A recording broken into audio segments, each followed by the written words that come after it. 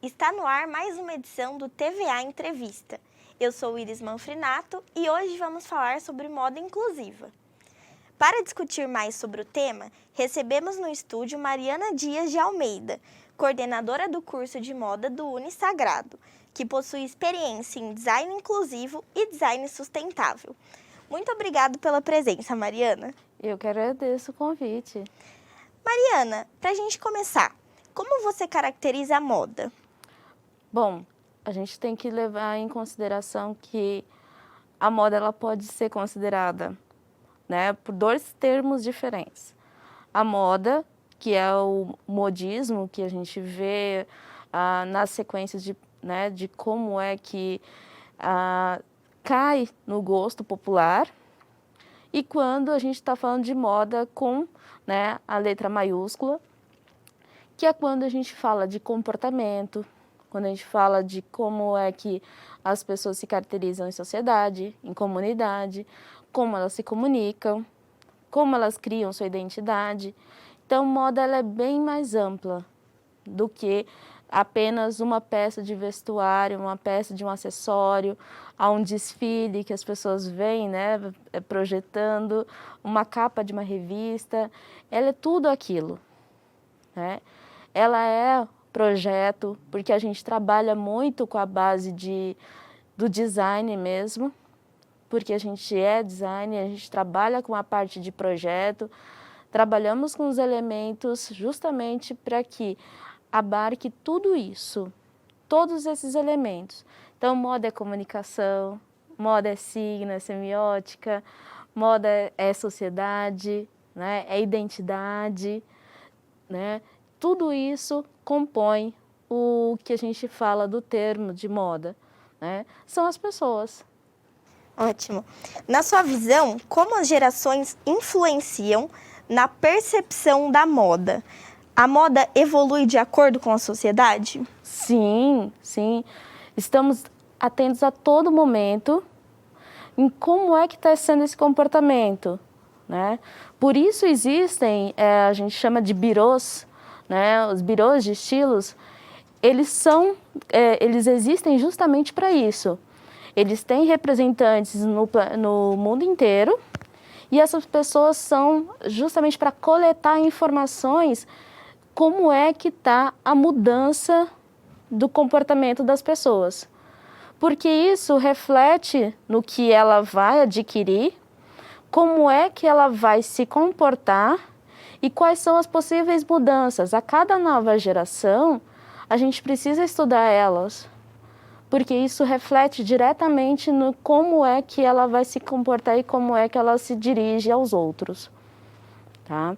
Então, é importantíssimo, a gente sabe que existe o famoso espírito do tempo, né? Que é o Zeitgeist, que pega e justamente faz essa reflexão de que alguns comportamentos eles retomam, eles voltam a acontecer, só que algumas vezes não da mesma forma. A gente tem essa tendência a ter esse comportamento cíclico, porém sempre com uma repaginada diferente. E dentro disso, o que é e como surgiu a moda inclusiva? Bom, a moda inclusiva, ela veio de uma necessidade, né? Uma necessidade do qual eu não posso mais dirigir as pessoas tratando ela como minorias, né? Eu não posso pegar e fazer uma roupa que só cabe em algumas pessoas, acessórios que só vão para determinados nichos de pessoas. E as outras não devem ser atendidas? Elas não são vaidosas, elas não querem se sentir bem. Todos nós necessitamos. A moda inclusiva, ela ganhou mais notoriedade agora, mas ela já vem há algum tempo já trabalhando para que isso conquistasse mais espaço, né? A forma como nós observamos a tratativa de hoje não é somente, por exemplo, as pessoas que são deficientes físicas, né? Que tem alguma falta de acessibilidade. não é somente essas pessoas. É o idoso, é a mulher grávida, são as crianças, vários tipos, né, de crianças, vários tipos de corpos. A gente somos muito miscigenados e nossos corpos são diferentes. Por isso não cabe hoje ser um único padrão, né, intitulado padrão, né, de personificação da moda, porque isso já não cabe mais. Por isso que vem essa reflexão e levar cada vez mais as empresas a começarem a repensar qual é o tipo de produto que ela está desenvolvendo e o que ela está devolvendo para as pessoas. De tudo aquilo que a academia, né, o lado acadêmico trabalha, o que esses birôs de estilos trabalham, como é que as empresas vão fazer essa leitura para poder fazer essa devolutiva num vestuário que sirva para mais ampla cartela de pessoas. Sim. Né? Diante da história da moda, a moda inclusiva é uma vertente que só está ganhando atenção atualmente, como a gente falou aqui. Sim. Como você analisa isso? Bem otimista, bem otimista. Eu estudo moda inclusiva, né, principalmente do ponto de vista das mulheres idosas, né? Então, esse é o meu ponto de vista que eu trabalho. E a necessidade, as pessoas estão exigentes.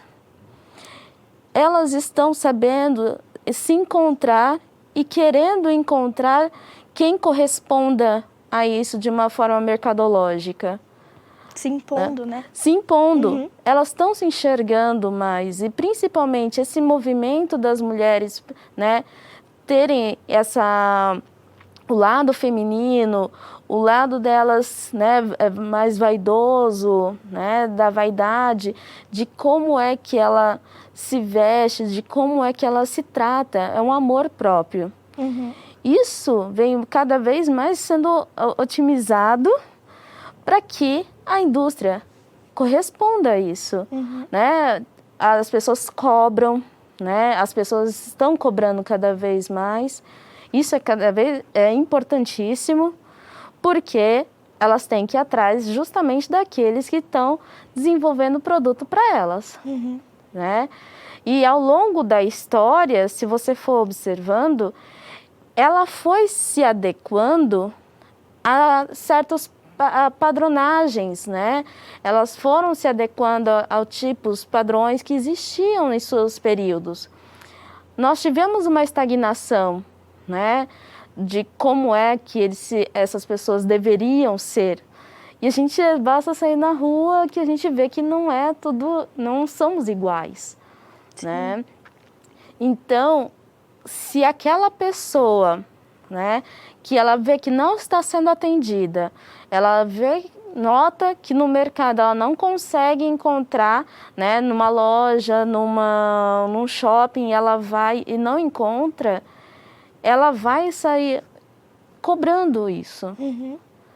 E essa voz a gente precisa ser, né, cada vez mais nítida, né, para ir diretamente, não somente a quem está fazendo as peças, né, quem está fazendo a roupa, mas também para quem está comercializando e divulgando isso também. Né?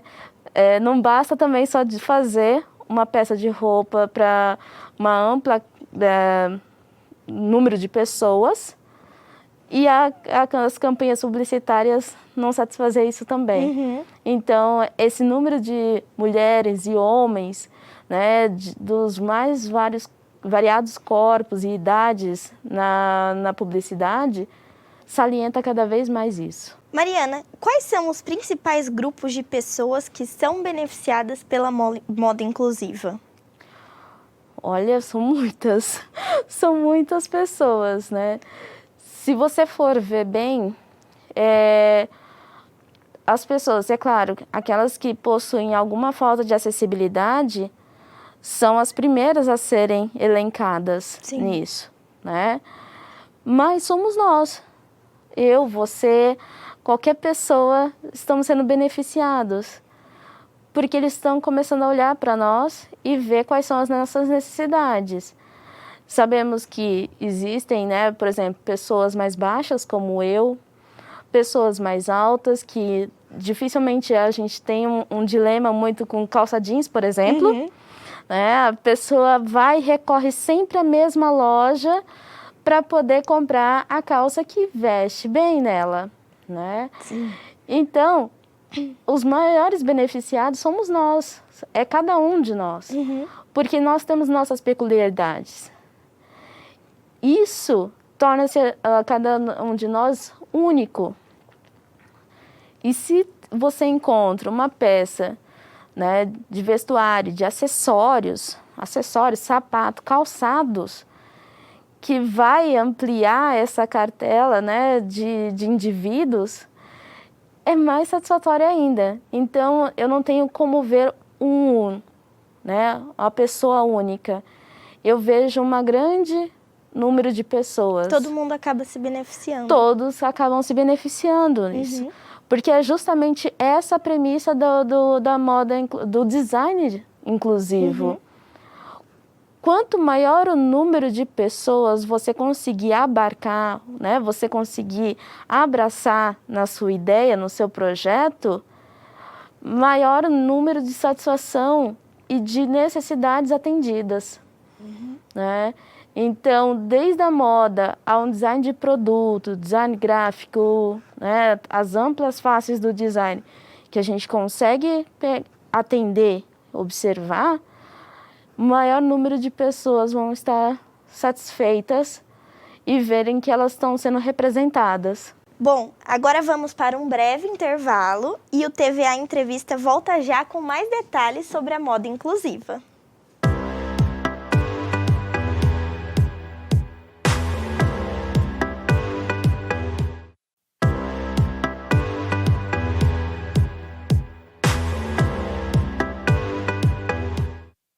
Você está assistindo o TVA Entrevista. Voltamos agora com a professora Mariana Dias de Almeida e o tema de hoje é moda inclusiva. Mariana, para a gente falar um pouco agora sobre o fast fashion. O fast fashion é aquela produção em grande escala e a falta de peças no tamanho para as pessoas que têm necessidade dessas peças inclusivas acaba fazendo com que os consumidores eles recorram a algumas marcas estrangeiras de fast fashion. Como você relaciona, então, a moda inclusiva e a moda sustentável? São partes. Cada uma delas se complementam. Se a gente for olhar pelo lado do fast fashion, há muito tempo que a gente já saturou de produtos. O mercado está saturado, as pessoas têm um guarda-roupa saturado de peças de vestuário que não cabe mais. Né? A gente acabou de ter, né, um evento falando sobre meio ambiente e isso reflete diretamente com o universo da indústria da moda também. A partir do momento que eu estou vendo a singularidade das pessoas, o seu ponto de individualidade, a sua necessidade, eu estou pensando em alguns elementos únicos. Então, isso tem uma correlação direta com a sustentabilidade, sim. A sustentabilidade ela não é somente o meio ambiente. Ela tem os 3 fatores. Né? Eu tenho que ser igualitário, né? Eu tenho que ter equidade entre eles, o lado econômico, social, né? E o ambiente. Eu tenho que ter uma equidade muito significativa para ambos. E a partir do momento que eu desloco apenas só para um lado, que é o caso do fast fashion, que é perdurar somente para o lado do econômico, eu deixo todos os outros à parte. E na hora que eu observo que essa moda, né, que aquela peça criada, desenvolvida por um designer, ele tem que pensar, sim, nas pessoas. Uma pessoa vai ter contato direto com aquela peça, né? Vai carregar aquilo durante um dia inteiro. ou um determinado momento dela, ela vai carregar aquela peça e ela tem que se sentir, antes de tudo, confortável. E isso faz com que a gente pense e reflita. A velocidade que estão sendo feitas essas peças, qual é o nível de qualidade delas? Qual é o nível de atendimento às reais necessidades dessas possíveis pessoas? Por isso que, sim, a gente elenca moda sustentável, o lado sustentável com o inclusivo, eles estão ali caminhando juntos, sim. Legal. E você considera que as marcas populares e as lojas de departamento, elas se preocupam com a moda inclusiva? E você acredita que elas possam dar visibilidade a essa vertente? Ultimamente, sim. Ultimamente eu tenho visto um movimento mais aceitável para o lado da inclusão, para o lado da sustentabilidade.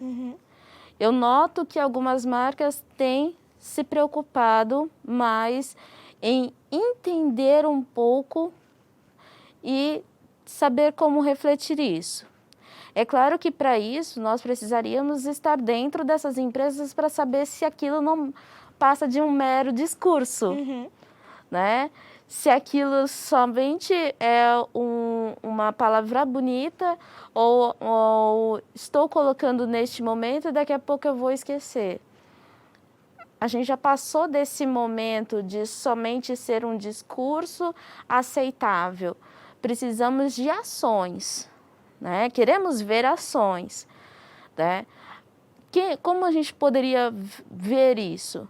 É o número de mais pessoas, né, querendo adquirir, né, dessas lojas de departamento, né, que elas têm mais acessibilidade para as pessoas, né, pelo fato do valor, né, o valor das peças, o quanto custa elas.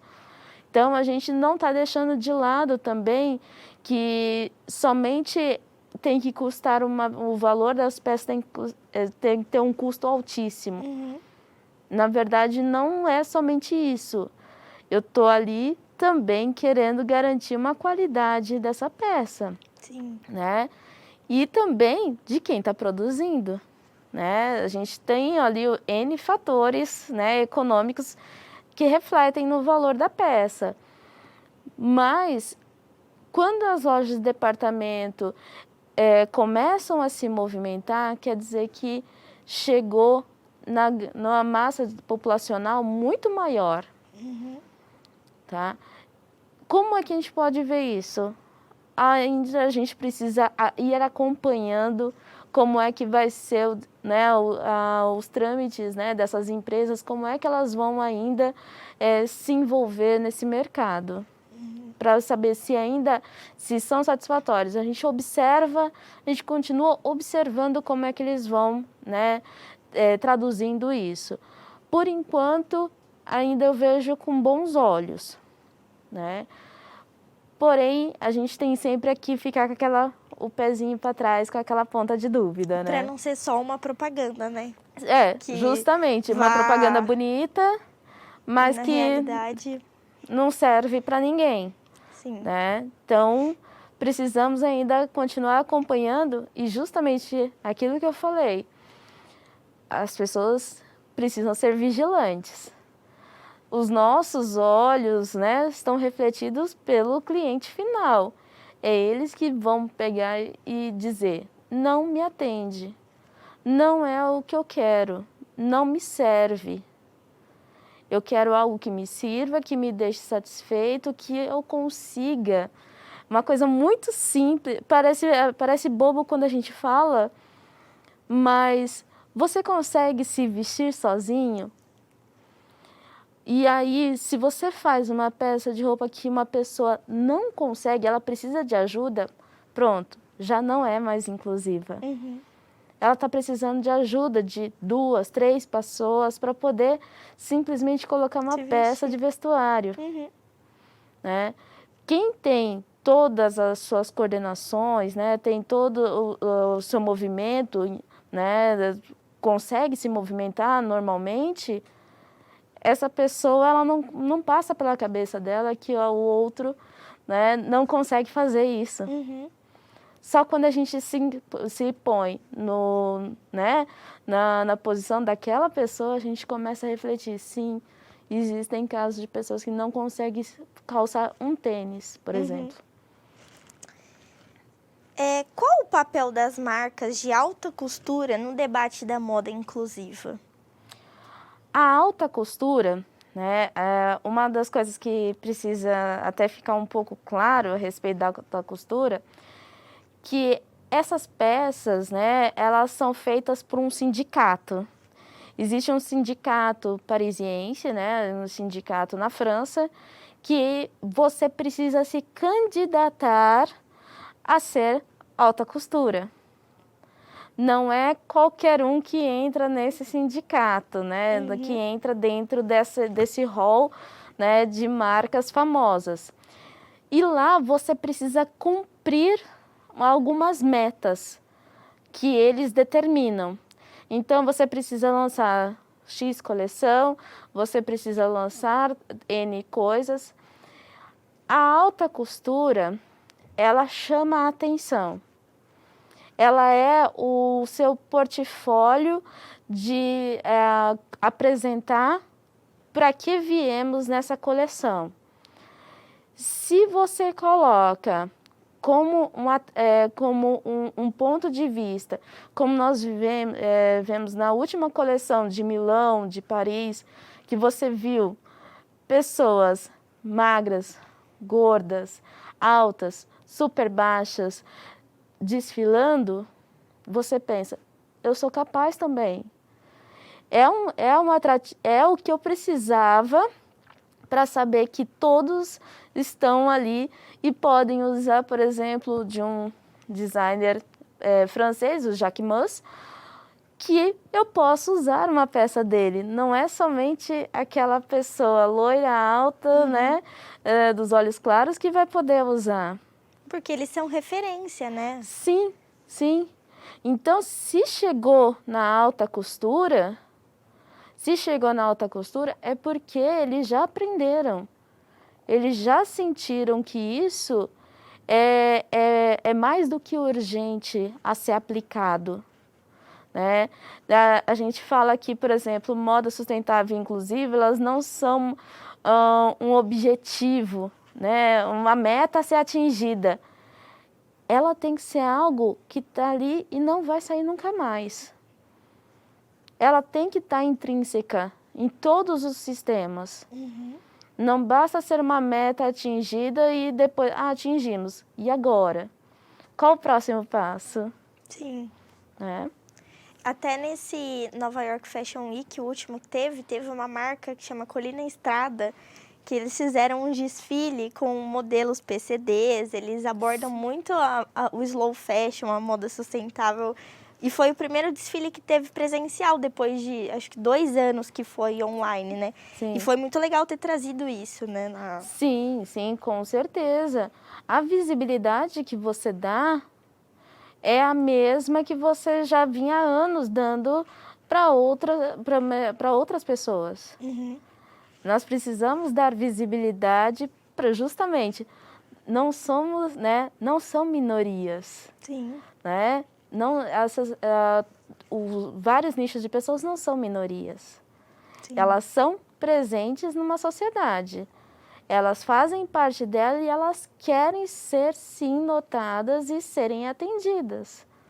Né? Elas querem justamente fazer parte e não ser a parte. Sim. Né? Agora nós vamos para um breve intervalo e o TVA Entrevista já volta com mais detalhes sobre moda inclusiva.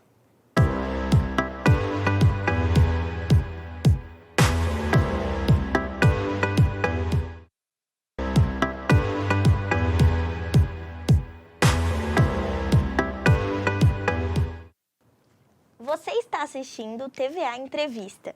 Voltamos agora com a professora Mariana e o tema de hoje é moda inclusiva. Mariana, para a gente falar um pouco de referência, em 2019 ocorreu aqui em Bauru a Mostra de Moda Inclusiva. Qual é o papel da nossa cidade nessa área da moda? Todas são importantes.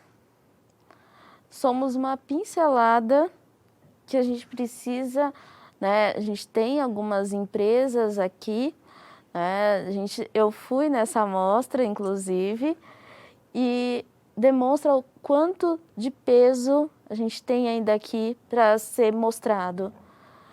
Temos pessoas, sim, temos, né, ex-alunos nossos que fazem e pensam muito na hora de desenvolver o produto. Temos designers de moda na cidade que eles veem esse reflexo, né? Porque justamente eles estão pegando uma fatia que o mercado algumas vezes rejeita se fazer. Então, eles são notados justamente porque eles, né, estão justamente abraçando esse mercado da moda inclusiva e desenvolvendo de uma forma muito boa, muito coerente, satisfatório, e você vê o reflexo disso. E a nossa cidade só tem a ganhar, porque é mais um ponto, né, econômico, é um ponto de você ver como é que o design de moda está se valorizando na nossa cidade. O primeiro concurso de moda inclusiva no mundo foi no Brasil. Qual a importância disso? Você acha que o Brasil é referência nessa vertente? Sim, sim. Apesar de a gente ter várias outras empresas pensando, né, americanas, europeias, né, nós temos muito, porque a gente tem uma ampla universo de pessoas pesquisando na área e querendo ver isso, não ficando somente na área da pesquisa, mas que isso fosse refletido, né, diretamente como um ponto positivo para as pessoas. E quando você pega e nota que existia esse concurso lá premiava, as pessoas saíram de lá, não somente aqueles possíveis alunos, aqueles possíveis profissionais que estavam envolvidos, todos eles saíam mudados dali. Saíam com outro pensamento muito diferente do que entrou.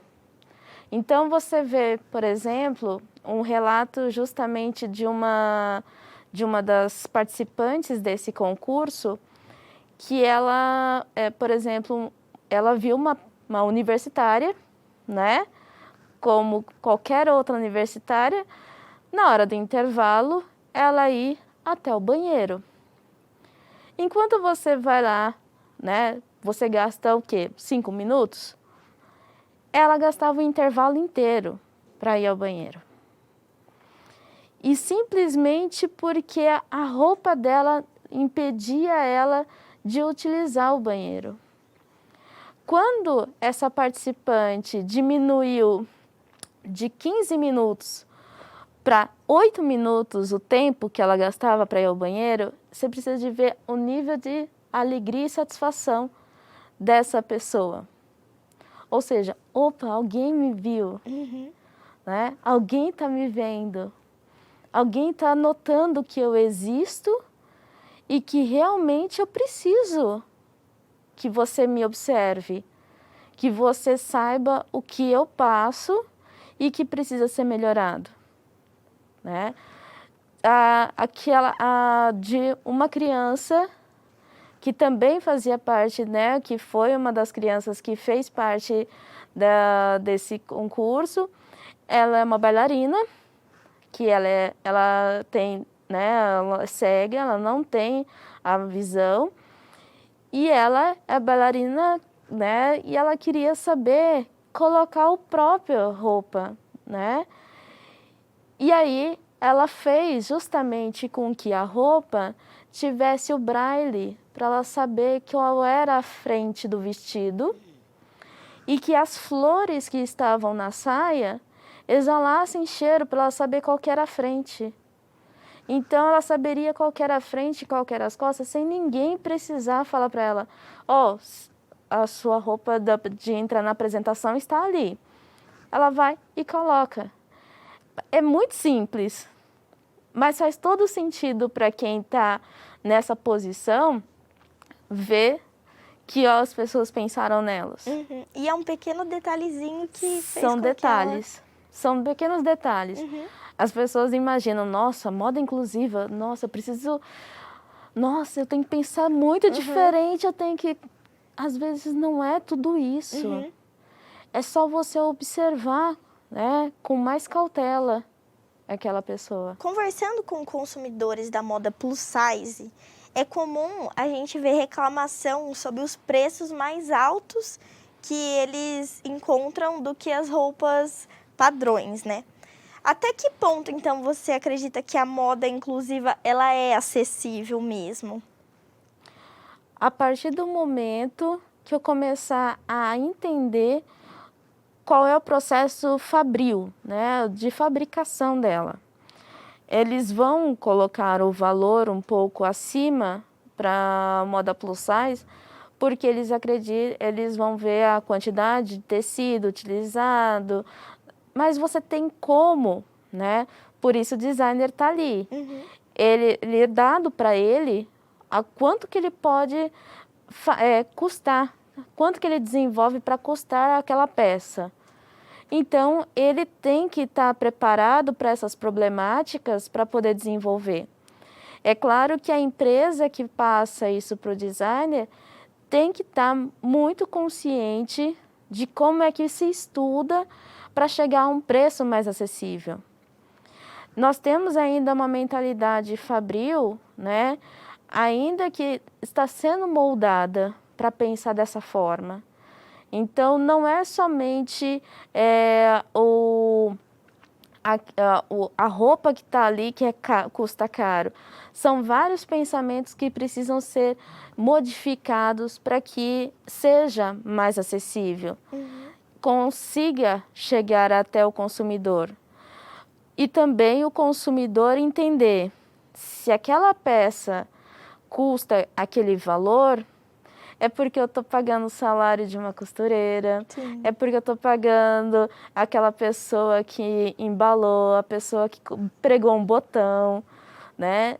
As pessoas não param para pensar que existem uma cadeia de pessoas que precisam daquele salário que está vindo dessa roupa que você comprou. Sim, o processo todo de fabricação, né? Sim, sim.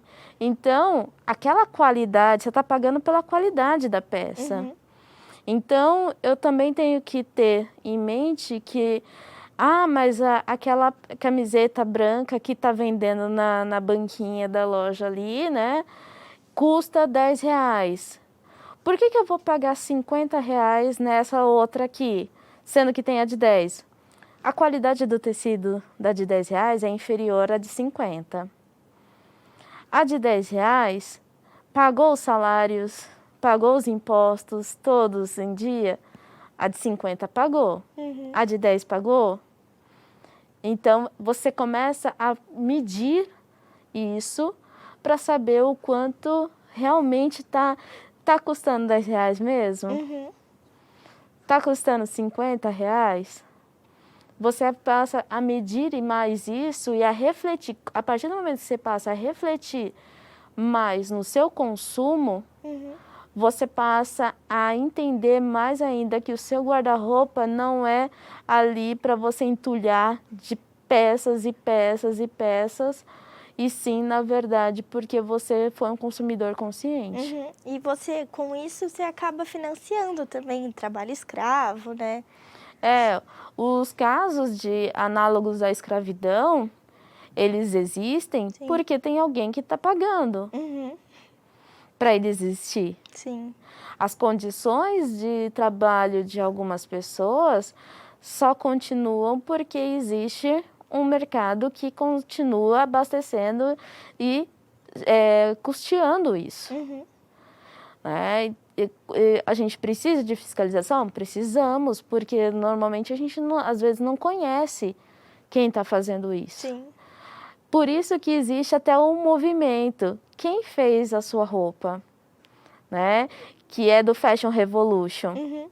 Então, é para você saber, quem fez a minha roupa é pessoa tal. Quem foi que bordou a outra peça é pessoa tal, né? Quem foi que fez tal coisa foi a pessoa tal. Sim. Então, você sabe da onde está vindo. Bom, pessoal, esse foi mais um TVA Entrevista. Você pode conferir essas e outras edições no YouTube da TV Acadêmica do Unisagrado. Até a próxima!